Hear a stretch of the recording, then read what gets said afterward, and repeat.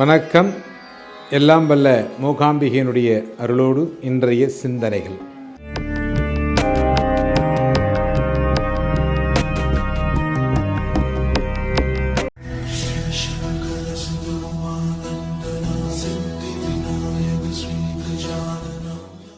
ஒருவர் இறந்து விட்டால் என்ன சொல்றாங்கன்னா, சிவலோகம் அடைந்து விட்டார், சிவப்பிராப்தி, சிவபதவி அடைந்து விட்டார் அப்படின்னு சொல்றாங்க. இப்ப அதுக்கு நிறைய விஷயங்களை எழுதி கொண்டு இருக்கிறார்கள். அதாவது ஒருவர் மாற்றி ஒருவர் அதை காப்பி அடிச்சு ஏதாவது ஒண்ணு போட்டுக்கிட்டே இருக்கிறீங்க.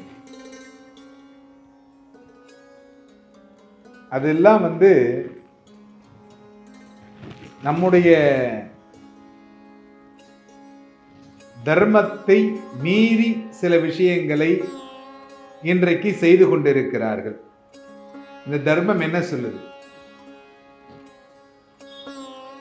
தர்மம்னா இறந்தவர்களுக்கென்று இப்ப தீபாவளி வருதுன்னா தீபாவளி அன்னைக்கு தான் நீங்க தீபாவளி கொண்டாட முடியும்.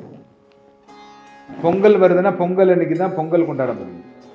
இல்லைங்க, நான் ஒரு வாரம் கழிச்சு பொங்கல் கொண்டாடுகிறேன் தனியா எங்க வீட்டுக்கு வரைக்கும் அப்படின்னு சொல்ல முடியுமா? முடியாது. இல்லை, நியூ இயர் கொண்டாடுறீங்க. நியூ இயர் என்ன பண்ணுவீங்க? ஆங்கில புத்தாண்டு பிறக்கிற அன்றைக்கு ஆங்கில புத்தாண்டு கொண்டாடுவீங்க. இல்லை, நான் 10th வச்சுக்கிறேங்க, 10ஆம் தேதி நியூ இயர் கொண்டாடிக்கிறேன் அப்படின்னு சொல்ல முடியுமா? முடியாது. அதே மாதிரி இறந்தவுடன் இன்னைக்கு உடன் பால், ஏன்னா இறந்து அந்த தகன மேடை மறுநாள் தான் போய் எடுக்க முடியும். முன்னாடிலாம் இப்போ அப்படி கிடையாது.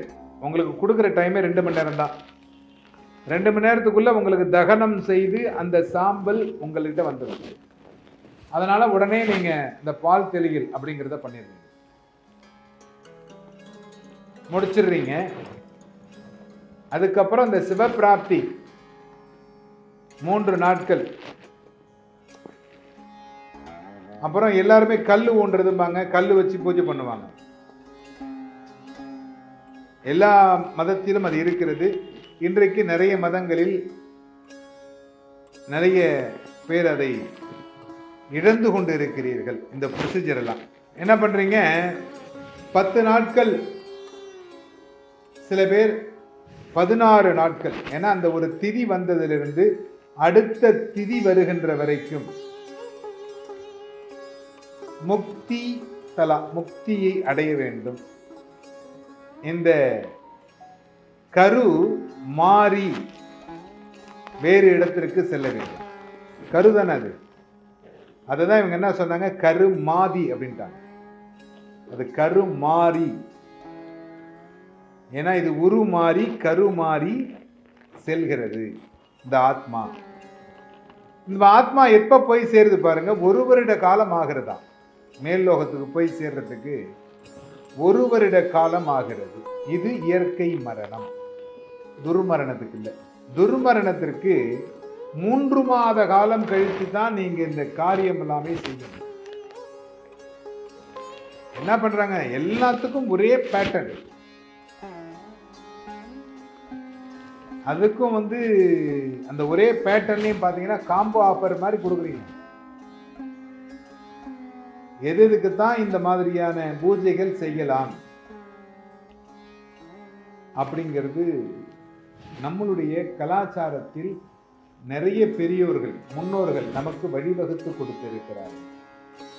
இதையெல்லாம் மறந்துவிட்டு நீங்கள் உங்களுடைய முன்னோருக்கு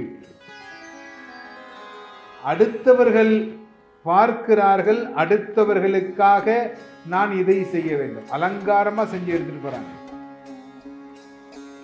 ஏன்னா நான் நிறைய செலவு பண்ணி எடுத்துட்டு போகணும், நிறைய செய்யணும் அப்படின்னு நினைக்கிறீங்க இல்லையா? அது பார்வை, அடுத்தவர்களுக்காக செய்கிறீர்கள். ஆனால் உங்களுடைய தந்தைக்காக செய்யக்கூடியது அப்படிங்கிறது நீங்கள் ப்ரொசீஜராக இருக்க வேண்டியதுதான். அதன் பிரகாரம் 16 நாட்கள் நீங்கள் தினமும் அந்த ஒன்று விடாமல் அந்த பூஜைகளை சரியாக செய்து வந்து அதன் பிறகு அந்த பிண்டத்தை சிவப்பிராப்திக்கு அனுப்பி வைத்தால் 1 வருட காலம் கழித்துத்தான் அது சிவலோக பதவி அடைகிறது. அதற்கு முன்னாடியே இறந்த உடனே சிவலோக பதவின்னு போட்டுருக்கு.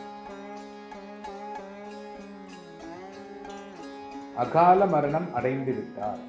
இதுதான் சரியான வார்த்தைன்னு சொல்றேன். ஏன் அப்படின்னா, இதனால் உங்களுடைய சந்ததிகள் பாதித்து விடும், பிதுர் சாபத்திற்கு ஆளாகி விடுவீர்கள்.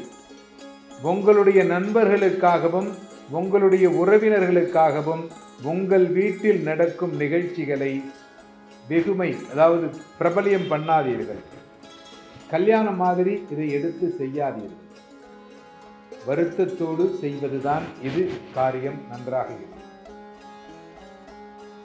உங்களுக்கு புண்ணியங்கள் தேவை. உங்களுடைய பின்னால் வரக்கூடிய சந்ததிகள் கஷ்டப்படாமல் இருக்க வேண்டும் என்றால் இந்த 16 தினங்கள் கருமாதி என்பதை முறையாக செய்து வந்தீர்களேயானால் எல்லோரும் இன்புற்றிருக்கலாம். எல்லோரும் இன்புற்றிருக்க சுவாமிநாத சுவாமியை பிரார்த்தனை செய்கிறேன்.